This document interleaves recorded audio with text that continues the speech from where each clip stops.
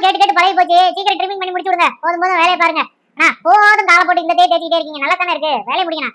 வாழை தூக்கிட்டு என்ன பண்ணிட்டு இருக்கீங்க? வேலையை சீக்கிரம் முடிச்சா நான் வீட்டுக்கு போவேல. வணக்கம் நண்பர்களே, இவங்க பேர் தான் அழகி. பேருக்கு ஏற்றபடி ஒரு அழகான ஷிட்ஸுங்க. இவங்க பெட் பேரண்ட்ஸ் வந்து இவங்களை சூப்பரா மெயின்டைன் பண்ணியிருந்தாங்க. அப்படி இருக்கும். என்ன ஒரு விஷயம்னா, இவங்களுக்கு வந்து நீட்டா அவங்களே பர்கட்லாம் பண்ணிட்டாங்க. லைட்டா குறைச்சி விட்டுட்டு அது போக வந்து ஃபேஸ்ல வந்து நீட் பண்ண சொல்லி கேட்டுட்டு இருந்தாங்க. நம்மளும் ஒர்க் ஆரம்பிச்சாச்சு. இந்த அழகிக்கு வந்து ஒரு பெரிய பிரச்சனை என்னன்னா, அவங்க அப்பா அம்மா மேல அவ்வளோ அஃபெக்ஷனேட்டா இருப்பாங்க. அதனால வந்து யாரையுமே தொட விட மாட்டாங்க. ஃபர்ஸ்ட்லாம் பார்த்தீங்கன்னா என்னை தூக்கவே விடலை. என்னை பார்த்தோன்னே ரொம்ப பயந்துட்டாங்க. சரி, அவங்க பெட் பேரண்ட்ஸ் வந்து தூக்கி என் கையில் கொடுத்த பிறகு பார்த்தீங்கன்னா அப்படியே நம்ம கிட்ட வந்து பழக ஆரம்பிச்சிட்டாங்க. நீங்கள் பார்த்தா தெரியும், நான் வந்து ட்ரிம்மர் எல்லாம் யூஸ் பண்ணுறேன். இவங்க வந்து என்கிட்ட ஃபர்ஸ்ட் டைம் தான் வந்திருக்காங்க. ஆனால் எந்த ஒரு ப்ராப்ளமும் பண்ணலைங்க. அவ்வளோ சூப்பராக, அவ்வளோ கம்ஃபர்டபுளாக நான் எப்படிலாம் திருப்புறேனோ, எப்படிலாம் உட்கார சொல்கிறேனோ அப்படிலாம் உட்காந்துக்கிட்டே தான் இருந்தாங்க. எந்த ஒரு பிரச்சனையும் கிடையாது.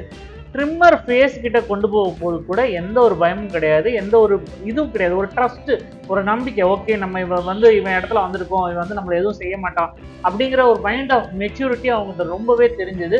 ஈவன் சிசரிங் பண்ணும்போது கூட பாருங்க, அவ்வளோ அழகா பேசாம உட்காந்துக்கிட்டு இருந்தா இதுதாங்க ஒரு ட்ரஸ்டட் இது. அதுவும் இல்லாமல் இந்த சிசர் வந்து அவங்க வீட்டில் வந்து யூஸ் பண்ணியிருக்காங்க. அவங்களே அவங்க பெட் பேரண்ட்ஸ் வந்து யூஸ் பண்ணதுனால வந்து இவளுக்கு வந்து அதெல்லாம் வந்து ஒரு பயம் கிடையாது. இதைத்தான் நாங்கள் சொல்ல வரோம்.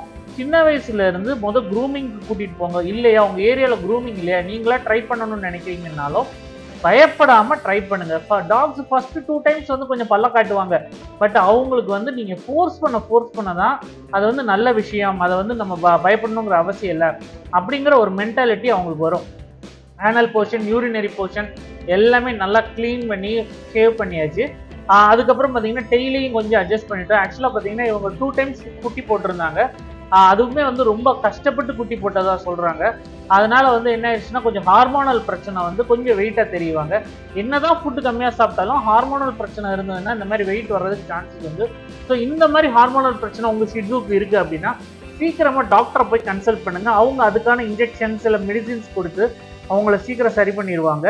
நல்லா பார்த்தீங்கன்னா தண்ணிக்கு கொஞ்சம் பிடிக்கல, தண்ணி ஊற்றின உடனே அங்கிட்ட ஆனால் தேய்ச்சி விடும்போது பேசாமல் இருந்தால் அந்த மாதிரி எந்த ஒரு பிரச்சனையும் கிடையாது. ஷாம்புலாம் போட்டு நல்லா குளிப்பாட்டிட்டு அதுக்கப்புறம் நல்லா ஒரு துவட்டிட்டு அதுக்கப்புறம் தான் ப்ளோ ட்ரையர் போட்டேன். ப்ளோ ட்ரையர் போடும்போது கூட பேசாமல் தான் இருந்தால். ஃபேஸ் கிட்ட கொண்டு போகும்போது தான் கொஞ்சம் பிரச்சனை பண்ணால். மற்ற டாக்ஸ்லாம் முதல்லையே பிரச்சனை பண்ணுவாங்க. இவ அந்த விஷயத்தில் கரெக்டாக இருந்தால். அதுக்கப்புறம் ரவுண்டா அவ்வளோ அழகாக வீடியோ எடுத்து உங்களுக்கு காமிச்சாச்சு. இந்த வீடியோ உங்களுக்கு பிடிச்சிருந்தா லைக், ஷேர் அண்ட் சப்ஸ்கிரைப். நம்ம அடுத்த வீடியோவில் பார்ப்போம் கைஸ். பாய்.